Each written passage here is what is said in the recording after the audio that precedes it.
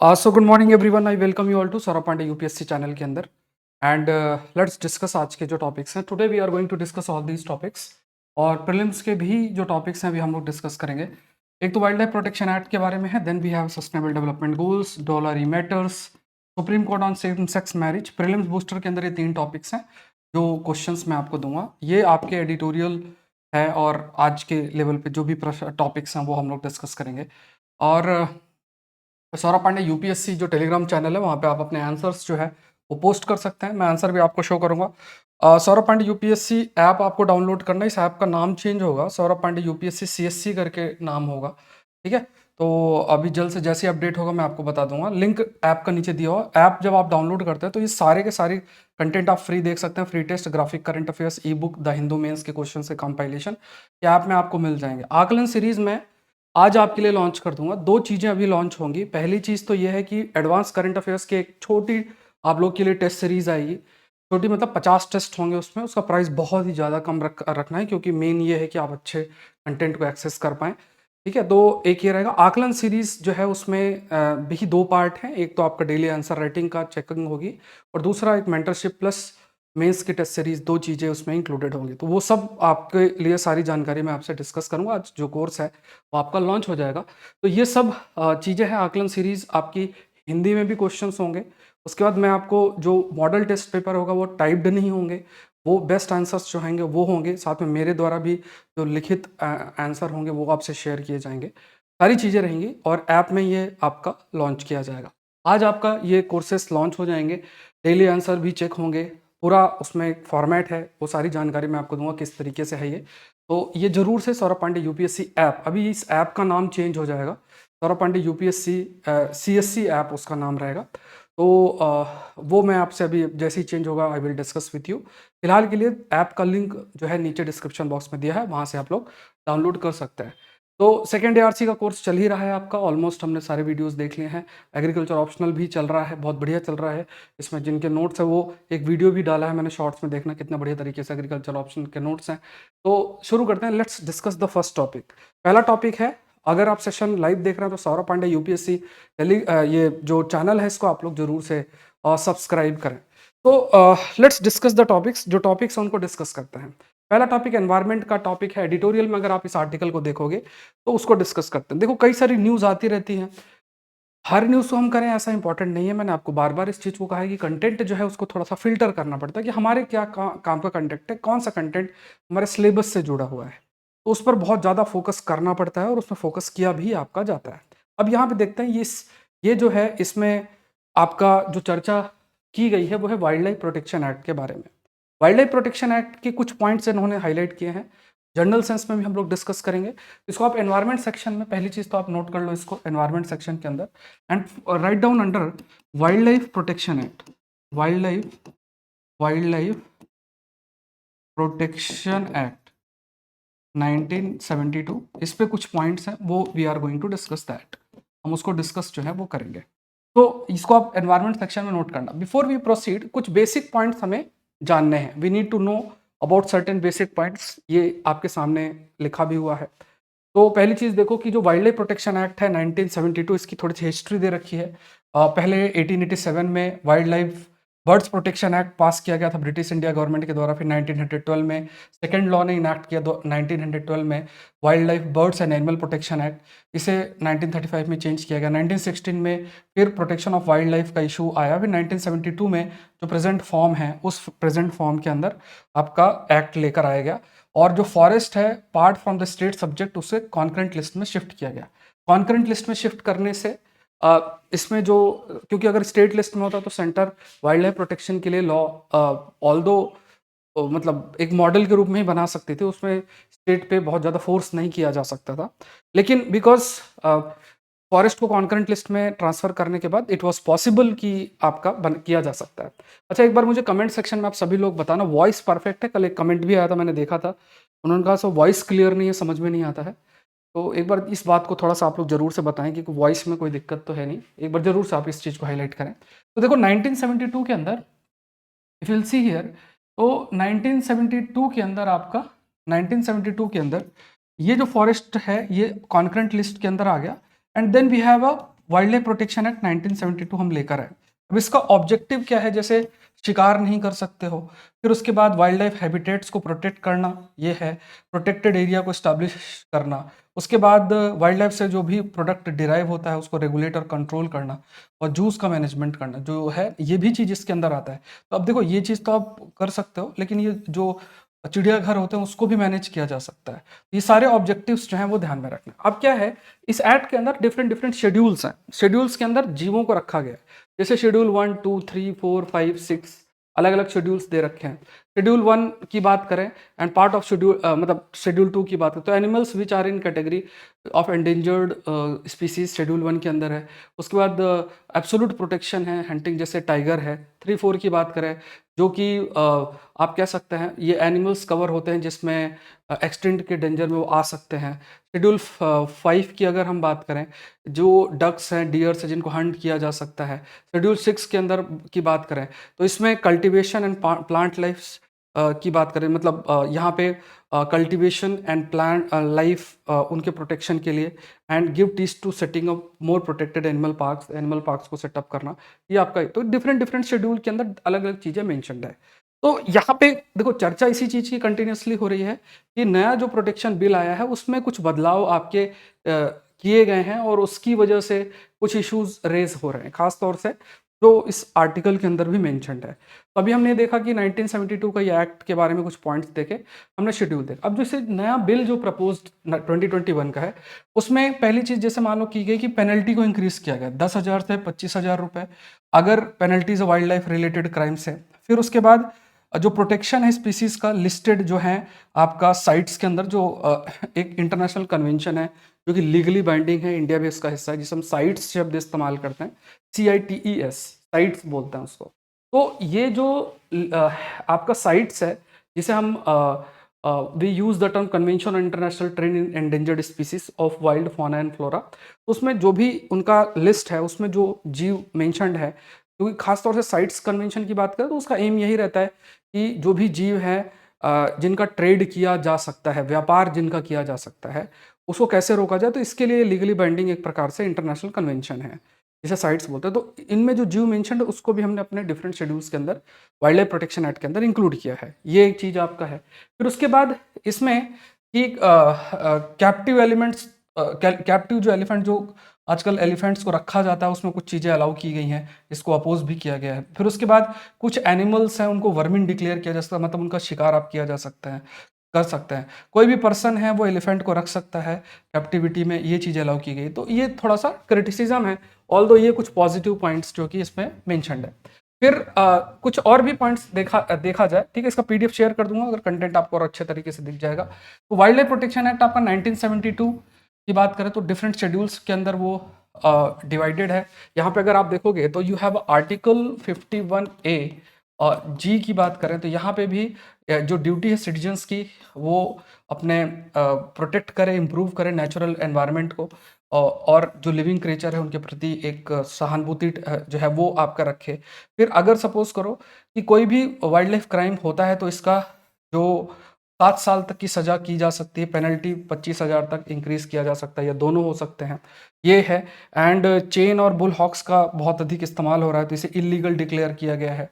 और Asian elephant की बात करें तो वो भी शेड्यूल 1 के अंदर वाइल्ड लाइफ प्रोटेक्शन एक्ट के तहत आपका प्रोटेक्टेड है, ये है। तो ये कुछ ऐसे पॉइंट्स हैं जो नए बिल में भी प्रपोज्ड थे। अब इसमें कुछ संस्थाएं हैं, इसको उन्होंने वी कैन से क्रिटिसाइज भी किया है, जैसे कुछ पॉइंट्स हमने रिग्रेसिव पॉइंट्स देखे, उसको क्रिटिसाइज भी किया है। तो ये बेसिक पॉइंट्स थोड़े से याद रखने हैं। अब देखते हैं कि इस आर्टिकल के अंदर किन किन चीज़ों पे चर्चा की गई है, किन किन आर्गूमेंट्स को सामने जो है 6-7 पॉइंट्स हम लोग पिक करेंगे, इसको दिया गया। अब बहुत ज़्यादा क्रिटिकल होना भी, और मतलब ऐसा नहीं कि देखो कोई भी लॉ आता है उस लॉ पे आप बहुत ज़्यादा क्रिटिसाइज ही करो कि लॉ ही ना आ पाए, ऐसे तो दुनिया में कोई लॉ ही नहीं आ पाएगा, भारत में भी कोई लॉ नहीं आ पाएगा कि भाई ये लॉ आ रहा है और उसमें फिर आपको नेगेटिव पॉइंट्स ही पता है तो आपको लगेगा ये सब बेकार लॉ है। तो ऐसा फिर तो कोई लॉ ही नहीं आ पाएगा। डेटा प्रोटेक्शन लॉ भी फिर बड़ा मुश्किल से आ पाएगा, वाइल्ड लाइफ प्रोटेक्शन एक्ट भी बहुत मुश्किल से होता है। हाँ, जब आप कोई लॉ आता है उसका जब इम्प्लीमेंटेशन करते हो तो उसमें फिर देखते हैं कहाँ इंप्रूवमेंट हम कर सकते हैं, उस बेसिस में कुछ प्रयास किया जा सकता है। अब इसमें देखते हैं, यहाँ शेड्यूल 1 की बात करें तो शेड्यूल 1 हाईएस्ट प्रोटेक्शन प्रोवाइड करता है। अब इसमें लगभग 600 स्पीसीज हैं। मेंशन क्या है कि there are about 600 species, 600 species आपकी हैं अलग अलग अगर बात करें, और शेड्यूल 2 के अंदर 2000 स्पीसीज हैं जिसमें बर्ड्स और ये भी हैं। उसका wild life protection act originally अगर देखा जाए तो use of various species, restrict trade और ट्रैफिकिंग जो स्पीसीज है उनके उनसे रिलेटेड है। अब देखो इनका कंसर्न ये है कि सारी स्पीसीज को आप इसी में ले आओगे तो रिसोर्स एलोकेशन कैसे करोगे। बात अगर आप टेक्निकल सेंस में देखो तो ठीक है, जैसे आप ये कहोगे किसी चीज़ के लिए हम लॉ लेकर आए हैं, किसी चीज़ का लॉ लेकर आए तो अब लॉ पे आपने कहा कि एक्स वाई जेड स्पीसीज है, इसको मुझे प्रोटेक्ट करना है, तो उसमें तो 8 10 20 25 स्पीसीज हैं, तो उनके प्रोटेक्शन के लिए आप काम करोगे तो आप रिसोर्स का एलोकेशन अच्छे तरीके से कर सकते हो, सारी चीज़ें कर सकते हो। बट आप सब बोलो कि सब कुछ इसके अंदर इंक्लूडेड है, तो फिर उसमें इशू यही आ जाता है कि सब कुछ इंक्लूडेड है तो रिसोर्स का एलोकेशन प्रोटेक्शन के लिए कैसे एलोकेट करोगे। ये एक प्रकार का क्रिटिसिज्म भी है जो चेंजेस जो है अभी फिलहाल के लिए किए गए हैं। अब दूसरा पॉइंट देखते हैं। दूसरा कहा गया कि जो नया एक्ट है उसमें इवन जो जैसा अभी हमने डिस्कस किया साइट्स के अंदर जो मेंशन्ड है इसके अलग अलग अपेंडिसेस होते हैं, मतलब इसमें हम मानो कि एक लिस्ट लगी हुई है एनिमल्स की जिनका ट्रेड किया जा सकता है, व्यापार किया जा सकता है, तो वो जो लिस्ट है जानवरों की उनको भी इंक्लूड इसमें किया गया है। 100 of species mammals and over 100 of species birds जो है इनको क्लियर किया गया है, मतलब इनको इंक्लूड किया गया। अब ये कहा गया कि आप रिसोर्सेस कैसे आप एलोकेट करोगे, और सेम लेवल ऑफ प्रोटेक्शन जैसे मान लो टाइगर्स को और जैकाल को भी, ग्रेट इंडियन बस्टर्ड और सबको एक जैसा ही प्रोटेक्शन आप ऑफर कर रहे हो, तो सबको कैसे रिसोर्सेज का एलोकेशन करोगे, ये एक पॉइंट हाईलाइट किया गया। ऑल्दो अगर हम एक इकोसिस्टम अप्रोच फॉलो करते हैं, अगर हम एक इकोसिस्टम अप्रोच को फॉलो करते हैं फिर कोई बात नहीं है, फिर तो मतलब फिर तो जो भी जीव उस इकोसिस्टम के अंदर आएगा सबको हम प्रोटेक्ट करेंगे। लेकिन कंसर्न इनका यही है कि आप अगर एक लॉ लेकर आते हो उसमें सबको एक तरीके की इक्वालिटी प्रोवाइड कर रहे हो तो रिसोर्स का एलोकेशन एक बड़ा चैलेंज है। वैसे ये रेलिवेंट और जस्टिफाइड एक प्रकार का, जब आप bureaucratic forest bureaucracy view point को देखोगे तो ये एक रेलिवेंट क्रिटिसिज्म है, या एनवायरमेंटलिस्ट के व्यू पॉइंट को, इस व्यू पॉइंट को देखोगे तो एक रेलिवेंट, हम कह सकते हैं कि इट्स अ रेलिवेंट क्रिटिसिज्म, ये ध्यान में रखना। अब यहाँ पे क्या है कि जैसे मान लो आपने चीतल की बात करें, शेड्यूल 1 के अंदर है। अब ये क्या है, कई जगहों पे ये एक प्रकार का, जैसे अंडमान आइलैंड में ये इन्वेजिव स्पीसीज है, मतलब इन्वेजिव शब्द का मतलब जिस जिस हैबिटेट में इसको प्रेजेंट नहीं होना चाहिए वहां भी ये प्रेजेंट है, अब वो इन्वेजिव स्पीसीज। अब आपने शेड्यूल 1 में उसको इंक्लूड किया तो हाईएस्ट लेवल का प्रोटेक्शन मिलेगा, कोई शिकार नहीं कर सकता, उसका नंबर तेजी से बढ़ेंगे। तो एक कंसेप्ट होता है जिसे हम कहते हैं कॉम्पिटेटिव रिलीज, ये भी एक कंसेप्ट होता है। कॉम्पिटेटिव रिलीज शब्द का मतलब होता है कि जैसे मान लो कि डियर को टाइगर कंज्यूम करता खाता है, वो प्रीडेटर हो गया, डियर को टाइगर खाता, अगर सपोज करो टाइगर नहीं होंगे तो डियर के बहुत नंबर बढ़ जाएंगे, इसे कॉम्पिटेटिव रिलीज बोलते हैं। एक के नंबर बहुत ज़्यादा बढ़ जाते हैं तो इससे पॉसिबिलिटी है कि जो चेन है, फूड चेन, फूड वेब, वो भी आपकी अफेक्ट होगी। अच्छा, इस कंसेप्ट, सारे कंसेप्ट पे मैं चर्चा कर रहा हूँ आपके लिए। मैं एनवायरनमेंट के बेसिक जो कंसेप्ट है उनका लेक्चर, चौथा लेक्चर कल मैंने अपलोड किया है। आई एम एक्सपेक्टिंग कि आप थोड़ा सा बेटर पार्टिसिपेशन उसमें करें। मतलब अपलोड मैंने चैनल पे ही किया है, यूट्यूब चैनल पे किया है, और उसमें कल मैंने जो लिम्नेटिक, लॉटिक, नाइट्रिक, न्यूट्रॉन ऐसे कंसेप्ट पे चर्चा करी है, इकोटोन और ये सब की चर्चा कल के लेक्चर में की थी। तो आप लोग कोशिश करें कि उसको अटेंड करें, क्लासेस हैंड रिटन नोट्स हैं उसको आप लोग अपना नोट डाउन कर लें, और बहुत हेल्प करेगा रिवीजन में। वो जो कंटेंट है, अगर मान लो कुछ चीज़ समझ में नहीं आता, ये बहुत फास्ट है, मुझे कमेंट सेक्शन में बताओ, ठीक है, तो फिर चीज़ें हम लोग उस हिसाब से देख सकते हैं। ठीक है, तो यहाँ पे ये पॉइंट आपकी हाईलाइट जो किया गया है, जो एक क्रिटिसिज्म रखा गया कि अगर आपने चीतल को भी उसी तरीके का टाइगर टाइप आपने प्रोटेक्शन दे दिया तो कैसे फिर हम देखेंगे, संभालेंगे किस तरीके से, वो जीव के नंबर तेजी से बढ़ते रहेंगे, फिर उससे दूसरे जीव भी काफ़ी हद तक अफेक्ट होंगे। वेरियस शेड्यूल 1 स्पीसीज कई प्रकार के फिजिकल, मेंटल और एक आर्थिक लेवल पे भी लोगों को हार्म करते हैं, जैसे क्रोकोडाइल इन अंडमान रीजन में कहा, लिपर्ड्स कुछ जगह पे, एलिफेंट्स हर जगह पे देख सकते हैं, और है ना, तो इसका कई इम्पैक्ट ह्यूमन की बात करें तो उस पर काफ़ी रहता है। एंड यहाँ पे ये भी कहा गया है कि लाइक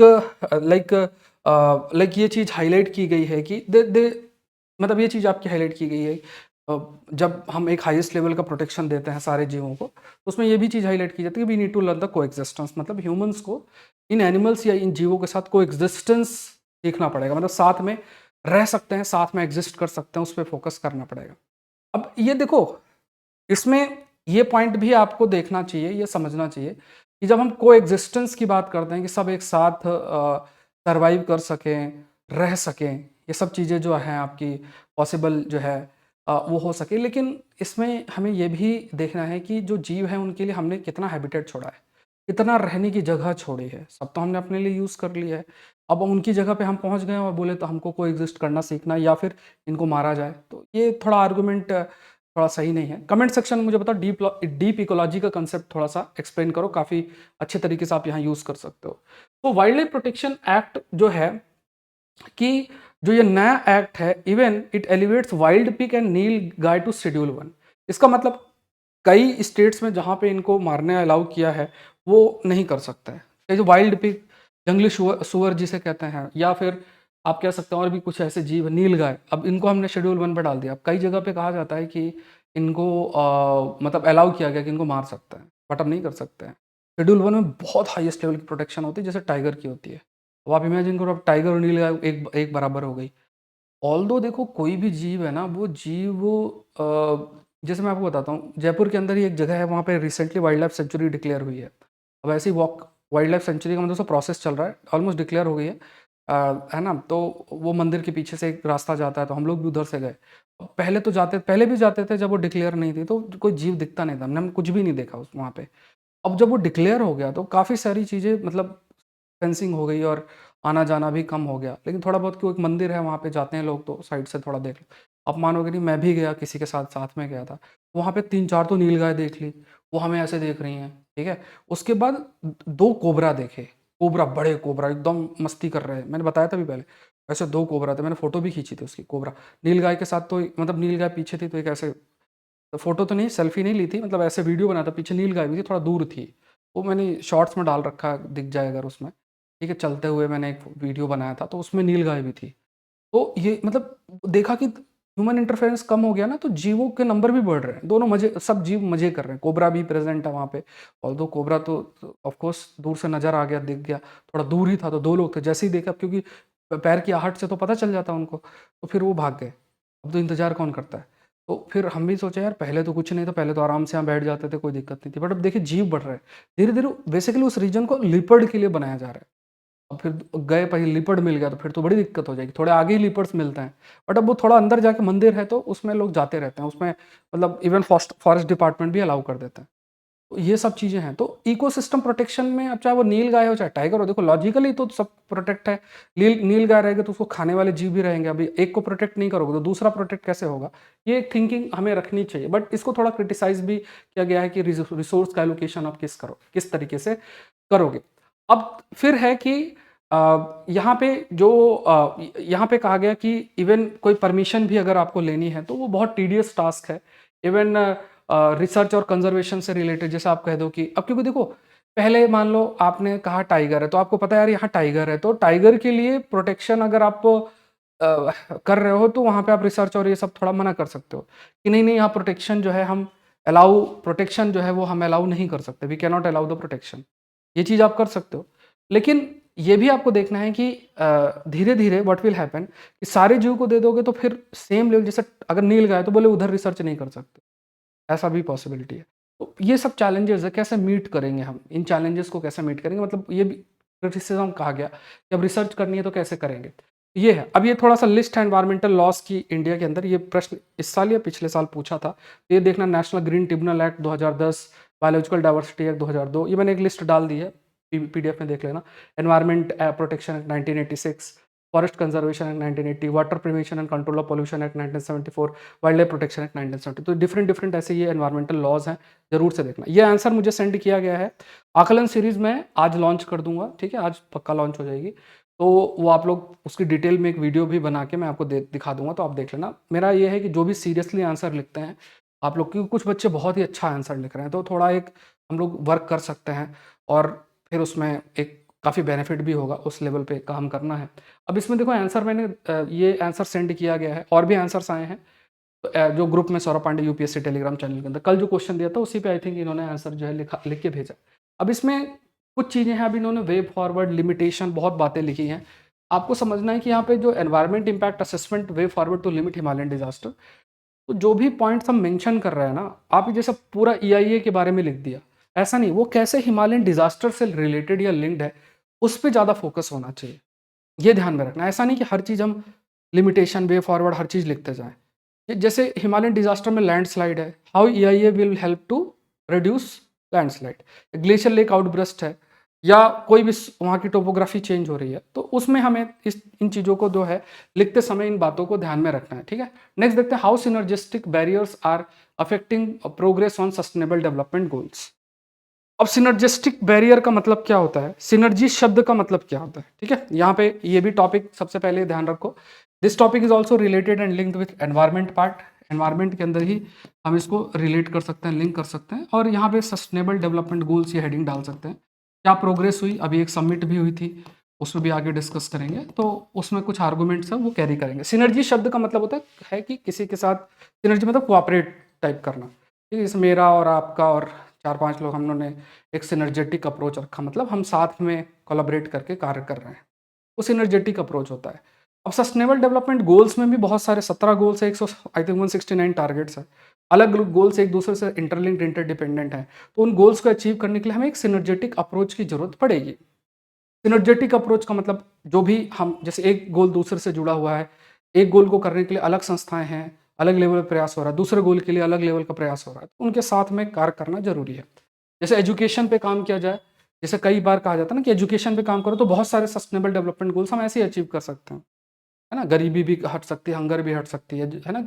लाइवलीहुड, एनवायरमेंट प्रोटेक्शन भी हो सकता है, बहुत चीज़ें हैं, क्योंकि पर्सन एजुकेटेड है, उसके पास रिसोर्सेस हैं, तो इन सब चीज़ों का बेनिफिट आपका जरूर से रहेगा। अब इसमें देखो, पहली चीज़ तो आप ये देखो कि सस्टेनेबल डेवलपमेंट गोल्स आपको इनको याद होने चाहिए, वो बहुत आपके लिए हेल्पफुल रहेगा। आपको एकदम से रटा होना चाहिए सस्टेनेबल डेवलपमेंट गोल्स, उसकी वजह से आप काफ़ी अच्छा, जब भी आप कंक्लूड आंसर लिखते हो तो आप यूज़ कर सकते हो। आपके देखोगे कि कई चीज़ें आपके सिलेबस से ही रिलेटेड है, आंसर को इंट्रोड्यूस करना है या फिर कंक्लूड करना है या वे फॉरवर्ड लिखना है, तो इन सस्टेनेबल डेवलपमेंट गोल्स का यूज़ कर सकते हो। जैसे पहला है नो पॉवर्टी, दूसरा है जीरो हंगर, गुड, तीसरा good health, quality education, gender equality, clean water, फिर affordable and clean energy, decent work, industry innovation, inequality reduce जो है वो करना। उसके बाद जैसे ये आपका sustainable cities, responsible consumption, climate action, life below water, life on land, peace, justice and strong institutions. उसके बाद पार्टनरशिप फॉर द गोल्स, ये सब कुछ है। Partnership for the goals he synergetic approach है, जो 17वां गोल है। जब आप इंटरनेशनल कोऑपरेशन की बात करो तब भी आप गोल 17 हाईलाइट कर सकते हो सस्टेनेबल डेवलपमेंट गोल का। तो देखो ये क्या है कि बहुत सारे ये जो डिफरेंट डिफरेंट गोल्स हैं, इन गोल्स को आप अपने आंसर को इंट्रोड्यूस करने में, और आंसर को इंट्रोड्यूस तो साथ में, इंट्रोड्यूस के अलावा भी जो है आंसर को जब आप लिखते हो तो इवन कंक्लूड और वे फॉरवर्ड में भी इन गोल्स का यूज कर सकते हो, मेंशन कर सकते हो। अब इसमें देखते हैं, अब इसमें कुछ पॉइंट्स जो इन्होंने हाईलाइट किया है, क्या क्या है कि जो कुछ सस्टेनेबल डेवलपमेंट गोल्स हैं, जैसे सस्टेनेबल डेवलपमेंट गोल्स हैं, अभी उसमें इतना प्रोग्रेस नहीं हुआ। अभी एक एसडीजी समिट हुई थी न्यूयॉर्क के अंदर 17-18-19 सितंबर को, मतलब टाइम बीत गया, एक महीना ऑलमोस्ट हो गया है। एंड ये कहा गया कि मतलब उन्हें अपना जो कमिटमेंट है उसको और इम्प्रूव करने की ज़रूरत है, गरीबी और हंगर को ख़त्म करने के लिए। गरीबी भी आपकी प्रेजेंट है, उसके बाद अगर आप हंगर में देखो, मतलब भूख वो है, वो भी आपकी अभी अभी भी प्रेजेंट है। और वर्ल्ड जो है टू मीट ओनली 15%, एक 116 टारगेट्स में मात्र 15% ही अचीव किए जा रहे हैं। And SDG stimulus of $500 billion annually, यहाँ पे 17 गोल्स की बात करें तो, और 169 टारगेट्स में 15% ही है। एंड यहाँ पे कमिटमेंट भी किया गया, have committed to an SDG stimulus of, मतलब इतना पैसा देने की बात आपकी की। थोड़ा फैक्ट याद रखना है, सस्टेनेबल डेवलपमेंट गोल्स पे बिल्कुल प्रश्न आपके लिए फ्रेम हो सकता है। तो ये जो सबमिट हुई है, उन सबमिट्स में कुछ पॉइंट्स आपके हाईलाइट किए गए। 2023 की जो रिपोर्ट आपकी एक है, United nation conference on trade and development, इसके अकॉर्डिंग देखा जाए जो इन्वेस्टमेंट गैप है डेवलपिंग कंट्रीज की बात करें तो it is greater than 4 trillion. मतलब जब हम बात करते हैं, जैसे हमें सस्टेनेबल डेवलपमेंट गोल्स को अचीव करना है, मान लो सैनिटेशन ही है, या हम गरीबी खत्म करना चाहते हैं, हम पॉवर्टी, या हम लाइफ बिलो लैंड, या आप कह सकते हैं कि क्लाइमेट से रिलेटेड कुछ चीज़ें करना चाहते हैं, उसमें इन्वेस्टमेंट चाहिए। अब उस इन्वेस्टमेंट में देखा जाए तो डेवलप्ड और डेवलपिंग के बीच में काफ़ी अंतर है, there is a gap and that gap is quite higher, मतलब लगभग $4 आप कह सकते हैं ट्रिलियन तक का गैप देखने को जो है वो आपका इतना गैप देखने को मिल रहा है। Like nearly 2 trillion needs to be directed towards energy transition alone. तो यहाँ पे क्या है कि बहुत सारे लेवल पे जिस तरीके का इन्वेस्टमेंट होना चाहिए वो इन्वेस्टमेंट भी करने की ज़रूरत है। एनर्जी ट्रांजिशन मतलब नॉन रिन्यूएबल से रिन्यूएबल की तरफ जाना है, और डेवलपिंग कंट्री ज़्यादा करें वो भी इंपॉर्टेंट है, डेवलप्ड देश भी करें वो भी इंपॉर्टेंट है, तो उसके लिए कुछ इन्वेस्टमेंट की जरूरत है, उसमें भी गैप देखने को मिल रहा है। तो एनर्जी ट्रांजिशन शब्द याद रखना, ये 2-3 महीने पहले बहुत सारे आर्टिकल्स इस एरिया में आए हैं। तो एनर्जी ट्रांजिशन की अगर बात की जाए, 5 टाइप्स ऑफ सिनर्जी जो है एस्टिमेटेड है, मतलब 5 ऐसे एरियाज है जहाँ पे आप कह सकते हैं कि अगर हमें सस्टेनेबल डेवलपमेंट गोल्स अचीव करने हैं तो 5 ऐसे एरियाज है जहाँ पे थोड़ा कोऑपरेट कर सकते हैं। फिर एक तो रिसोर्स एलोकेशन है, उसके बाद लाइक एक ऐसा इनेबलिंग एनवायरनमेंट, मतलब एक ऐसा एक एनवायरनमेंट क्रिएट करना जिसके माध्यम से हम एसडीजी गोल्स को अचीव कर सकें, सबको बेनिफिट हो सके। फिर ये भी देखना चीज़ें कॉस्टली ना हो। फिर ये भी देखना कि जो लिमिट है उस वो सैचुरेशन लिमिट मतलब कि कोई भी चीज़ हम कर रहे हैं उसकी एक सीमा है, उस सीमा को निर्धारित करना। तो ऐसे लेवल पे देश आपस में कोऑपरेट कर सकते हैं, एक सिनर्जेटिक अप्रोच हम फॉलो कर सकते हैं, ठीक है। तो चाहे वो रिसोर्स का एलोकेशन हो, एनवायरनमेंट ठीक ठाक क्रिएट करना हो, सबको बेनिफिट हो, कॉस्ट की बात हो, या फिर सैचुरेशन लिमिट की बात हो, मतलब जो भी एक सीमा निर्धारित है, हाँ ये जो गोल है इस गोल को इस लेवल तक हम अचीव कर सकते हैं, तो उस लेवल पे भी हाँ अलग अलग लेवल अलग अलग तरीके से जो है सिनर्जी अचीव की जा सकती है, सहमति जो है वो बन सकती है। Recently UN expert group report भी आई है जिसका नाम है synergy solution for world in crisis tackling climate together, and इसमें भी कहा गया कि जो एक सिनर्जेटिक एक्शन होना चाहिए, मतलब एक कोऑपरेटिव एक्शन आप कह सकते हो जो होना चाहिए वो है नहीं। तो देखो सिंपल सी बात है, विश्व युद्ध में लगा पड़ा है, मतलब वर्ल्ड जो है, यूक्रेन उनका चल रहा है, आर्मीनिया अजरबैजान का चल रहा है, इसराइल हमस वाला अब चालू हो गया, और फिर उसके बाद यूएस और चाइना रशिया का अलग से चल रहा है। तो ये सब चीज़ें क्या है कि एक प्रकार से कभी भी सिनर्जेटिक अप्रोच की तरफ हमें लेकर ही नहीं जाएगा, क्योंकि सबके अपने अपने इंटरेस्ट है। यूनाइटेड नेशन जैसे बॉडी में भी चीज़ें पोलराइज है, सब अपनी इच्छा के अकॉर्डिंग चीज़ें कर रहे हैं, तो चैलेंज तो देखो है ही। तो अब ये रिपोर्ट भी इसी बात को हाईलाइट कर रही है कि कैसे मतलब जो भी एक सिनर्जेटिक जो अप्रोच होना चाहिए वो बिल्कुल भी देखने को आपका नहीं मिल रहा। तो हर एक इन्वेस्टमेंट जो है वो अभी फिलहाल के लिए देखा जाए, high carbon outcome will likely result in higher dissynergies और trade off in our ability to achieve our energy and climate goals. अब देखो बात तो सब लोग यही कहते हैं, ठीक है, बात तो सब लोग यही कहते हैं कि ठीक है हम लोग जो है कार्बन न्यूट्रलिटी की तरफ जाएंगे, कार्बन जो एमिशन उसको रिड्यूस करेंगे। बट जो डेवलपमेंट का मॉडल है और जो मेट्रलिस्टिक अप्रोच है उसके अकॉर्डिंग ना हम एनर्जी ट्रांजिशन की तरफ जा रहे हैं, मतलब नॉन रिन्यूएबल से रिन्यूएबल की तरफ भी हम थोड़ा प्रयास जो होना चाहिए उतना अच्छा नहीं है। तो कुल मिला के क्या है, सब अपने अपने इंटरेस्ट के अकॉर्डिंग है। कोई कहेगा देखो हमारे इलेक्ट्रिसिटी नहीं आ रही तो कोल थर्मल पावर पे फोकस करेगा, कोई और ऐसे तरीके अपनाएगा कि अपना जीडीपी बढ़ाने के लिए कॉस्ट ना बढ़े, जीडीपी भी बढ़े, तो उसके लिए वो अपना प्रयास करेगा। तो जब ऐसी स्थिति बनेगी तो फिर आपस में कोऑपरेट कौन करेगा? एक गोल के प्रति अगर सब काम करता है, एनर्जी ट्रांजिशन के लिए काम कर रहा है या किसी प्रयास के लिए काम कर रहा है, सब एक गोल के लिए काम करते हैं, तब सिनर्जी भी बनेगा, मतलब कोऑपरेट भी करेंगे। लेकिन जिस तरीके से अभी फिलहाल के लिए स्थिति है उसमें चांसेस कम है, जो इन्वेस्टमेंट है भी वो मतलब बेटर कार्बन आउटकम, मतलब जो भी डेवलपमेंट आप लेते हो उस डेवलपमेंट के प्रोसेस में बहुत अधिक कार्बन का एमिशन ना हो, ऐसा आपको इंश्योर करना है। लेकिन आप उस पर ध्यान नहीं दोगे और प्रयास क्या करोगे कि कार्बन एमिट कितना होता है वो आपका एम नहीं, आपका एम ये है कि कैसे जीडीपी इंक्रीज की जाए, कैसे प्रॉफिट इंक्रीज किया जाए। तो ऐसी जब स्थिति होगी तो कोऑपरेशन बिल्कुल नहीं होगी, आपस में सिनर्जेटिक अप्रोच भी नहीं होगा। तो ये है। फिर establishing the domestic energy resources, we have reason for enhancing resilience to shock is worthwhile exploiting those resources without a full cost estimation। तो ये भी है, क्योंकि देखो गोल यही है कि कैसे कैसे, जैसे हमको एक सस्टेनेबल डेवलपमेंट मॉडल कैसे फॉलो तो नहीं कर रहे ना, तो लोकल रिसोर्सेज भी हो गए हमारे, और हम इवन जो हमारे नेचुरल रिसोर्सेस हैं, अब आप खुद देखो बायोडाइवर्सिटी का कितना ज्यादा पतन हो रहा है, या कि बायोडाइवर्सिटी के प्रोटेक्शन के लिए हम कितना काम कर रहे हैं, नेचुरल कैपिटल को प्रोटेक्ट करने के लिए हम कितना काम कर रहे हैं? आंसर ज्यादा नहीं कर रहे, आंसर इसके अब ज्यादा प्रयास नहीं कर रहे हैं। अब ऐसी स्थिति में आपके लोकल रिसोर्सेस, सारे के सारे जो रिसोर्सेस है वो सारे इस्तेमाल हो जाएंगे। जब रिसोर्सेस आपके सारे के सारे इस्तेमाल हो जाएंगे फिर आप क्या करोगे? आप तो यही देख रहे हो कि इन रिसोर्सेज का इस्तेमाल करके मेरी जीडीपी इतनी बढ़ी है, लेकिन उन रिसोर्सेज की वैल्यूएशन आप नहीं देख रहे हो कि उसको आपने जो यूज कर लिया उसकी वजह से नुकसान कितना है। भले आपने जीडीपी आपने बढ़ा ली, लेकिन उन रिसोर्सेस को अगर माइनस कर दोगे, नेचुरल कैपिटल को माइनस कर दोगे, तो आपका जो एक इकोनॉमिक ग्रोथ जो आप कैलकुलेट करके आप बैठे हो वो उतना अधिक नहीं होगा। ये चीज भी एक आपकी हाईलाइट की गई है। फिर देखते हैं ये चीज भी आपकी जो है आपकी हाईलाइट की गई है। फिर यहाँ पे इंडिया की ओन वल्नरेबिलिटी की अगर देखा जाए तो इंडिया खुद जो है क्लाइमेट चेंज के इम्पैक्ट से अफेक्टेड है ही। हम भी, चाहे हमारा एग्रीकल्चर अगर देखें या डिजास्टर वाली स्थिति देखें, तो हम भी काफ़ी अफेक्टेड है।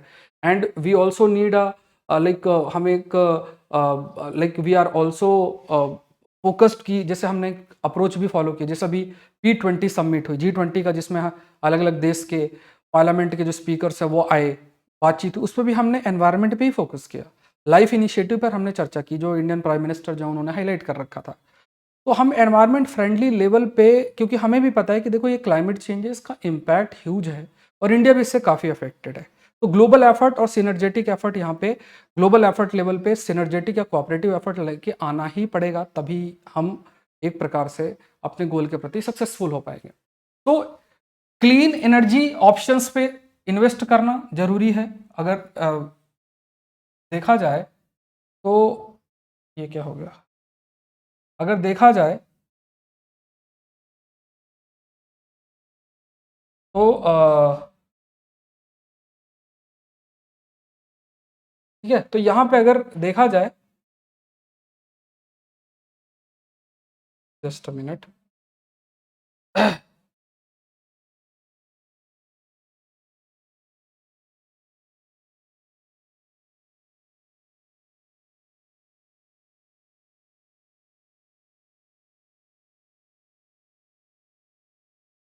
ठीक है, तो यहाँ अगर देखा जाए तो एक जो इंपॉर्टेंट पॉइंट ये है कि हमारी खुद की vulnerability, and we have to focus more on clean energy option. Clean energy option के लिए हमें फोकस करने की जरूरत है। एंड इसमें जो है इवन इम्पैक्ट की बात भी करें तो air pollution, human health, attractiveness of such है ना। तो यहाँ पे जैसे मान लो अगर इवन हम ये फोकस कर रहे हैं कि सपोज एनर्जी ट्रांजिशन पे हम अगर फोकस कर रहे हैं, देखो एक अगर हम सिनर्जिस्टिक अप्रोच रखते भी हैं, एक चीज पे फोकस करेंगे, जैसे हमने ये फोकस किया कि we will focus on energy transition.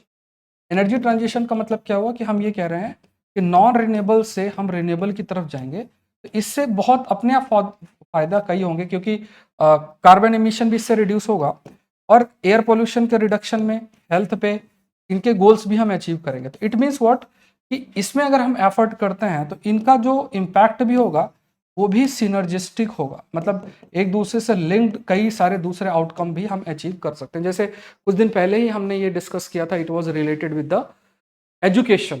Higher education पे हम फोकस करते हैं तो कैसे वो सस्टेनेबल डेवलपमेंट गोल्स को अचीव करने में हेल्प कर सकता है। तो it will also have a synergistic impact as well. Next देखते हैं pen as a warning system. इसमें देखो ये साइंस वाले पेज में आया है, इसमें आप बस थोड़ा सा प्रीलिम्स के लिए याद रखना, there is this instrument called as डोलोरीमीटर।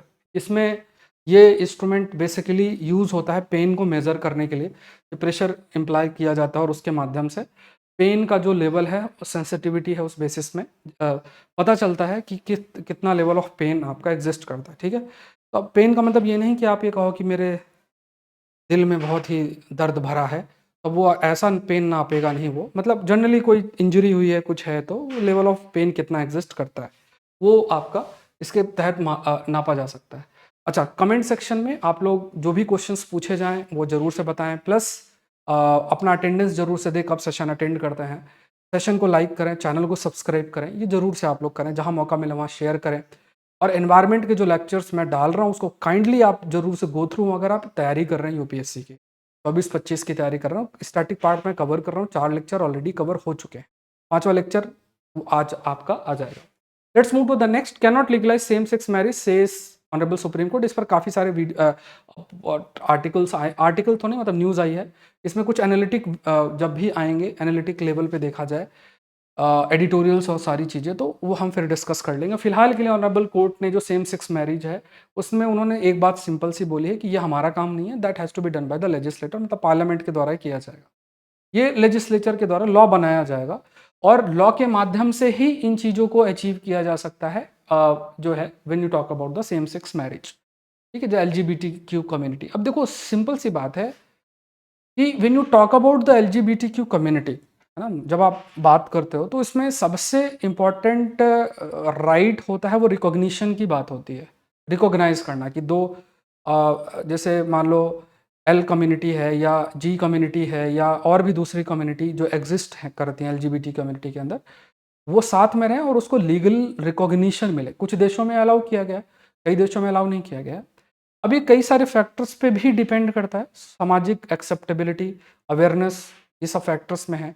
और अब इसमें देखो सब अपने व्यू पॉइंट रखते हैं, कोई इसको सपोर्ट करेगा, कोई इसको खिलाफ होगा। दोनों तरीके के जो सपोर्ट करेंगे वो बेसिक ह्यूमन राइट्स की बात करते हैं कि वो भी they are also human being, they have also rights, संविधान ने उनको भी सर्टन राइट्स दिए हैं। और काफ़ी जो है पॉपुलेशन है जो इस तरीके से अपने आप को सोचती है, अपना जो ओरिएंटेशन है उस तरीके से रखती है। अपोज जो करते हैं वो उसको प्रकृति, nature, reproductive marriage as a institution की जब हम बात करते हैं, देखो कोई साथ रहता है तो कोई मना ही तो नहीं रहता, कोई कोई कैसे भी रह सकता है, तो कोई जाके पूछेगा नहीं तुम क्यों रह रहे हो साथ में। और दूसरी चीज़ ये भी होता है कि जैसे किसका भी आपका ओरिएंटेशन किसी भी प्रकार से है तो अभी हर जगह जाके आपको बोलना है नहीं है, वो एक प्राइवेट एस्पेक्ट है, किसी का प्राइवेट लेवल पे चीज़ें हैं तो वो अपना डिसीजन मेकिंग खुद से एक इंडिविजुअल लेवल पे जो है रखा जाए, ये फॉर टाइम बिंग किया जा सकता है। इम्पॉर्टेंट ये बनता है। प्लस सामाजिक एक्सेप्टेबिलिटी में समय लगता है, मतलब ऐसे एकदम से आप बोलो कल से ऐसा हो जाएगा तो ये पॉसिबल इतना अधिक नहीं हो। कोई चीज़ फोर्स करना वो भी बहुत मुश्किल होता है। धीरे धीरे जैसे जैसे अवेयरनेस जनरेट होगी इसके प्रति और भी सारी चीज़ों के प्रति, तो धीरे धीरे एक्सेप्टेबिलिटी इंक्रीज हो सकती है। ये थोड़ी चीज़ें होती हैं डेवलपिंग सोसाइटीज़ में, इन सब एक्सेप्टेबिलिटी पार्ट में टाइम जो है वो ज़रूर से जो है वो लगता है। अब इसमें देखो जो फाइनल डिसीजन मेकिंग है वो दैट डिसीजन मेकिंग, मतलब समाज में कौन एक्सेप्ट करता है नहीं नहीं एक्सेप्ट करता वो सेकेंडरी है, बट लॉ क्या कहता है वो ज़्यादा मैटर करता है। लॉ इस पर क्या कहता है, तो लॉ फ्रेम ऑनरेबल कोर्ट के माध्यम से नहीं होगा, that has to be framed by the legislature itself, parliament के द्वारा ही फ्रेम होगा। उसमें रिकॉग्निशन मिलेगा तो फिर सबको रिकॉग्नाइज करना पड़ेगा, एक्सेप्ट करना पड़ेगा, ये सारी चीज़ें आपकी बनती हैं।